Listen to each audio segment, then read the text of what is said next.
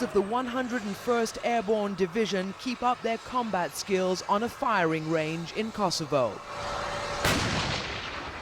They belong to KFOR, the NATO force deployed to keep the peace.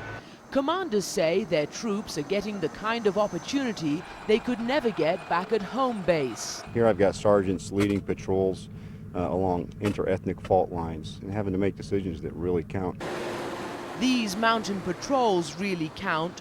U.S. troops are taking part in counterinsurgency operations along Kosovo's border, intercepting weapons meant for Albanian rebels in neighboring Macedonia. The U.S. force commander says these infantry troops are having an impact on that civil war, while also improving their own skills. This is the real deal. They're going up against bad guys who are armed and dangerous, and everything they do is combat focused. U.S. officers show us what they've captured in the past 2 months alone. Nearly 900 assault weapons, rifles, mortars and ammunition. They plan to display this cache to President George Bush when he visits on Tuesday. Within the administration, there are open divisions about the merits of this peacekeeping operation. And in his presidential campaign, George W. Bush and his top aides publicly complained that peacekeeping duties like these degraded not only military skills, but morale. However, talking to soldiers and commanders, they painted a very different picture. That truck over there on the spur. They say this mission is sharpening the skills of virtually all combat support teams, including intelligence, logistics and communication specialists.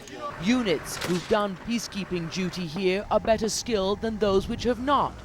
In addition, the troops say they enjoy this mission and the impact they're having. Re-enlistment rates skyrocket when a unit is on a deployment. This is what young men and women join the armed forces to do. Take helicopter pilots. They say 6 months flying in Kosovo equals 3 years at home base. Some combat skills do get rusty, and soldiers require a few weeks to regain their battle readiness. But infantrymen like Captain Cox and Sergeant Hopkins insist they could quickly switch to a war footing. It's like turning a dial from police to combat. These soldiers maintain the cutting edge, and it's right underneath the surface. This may be peacekeeping, but night and day, troops train up, deploy, and gain dominance over the area, just as they would preparing for war. Christian Amanpour, CNN, with U.S. forces in Kosovo.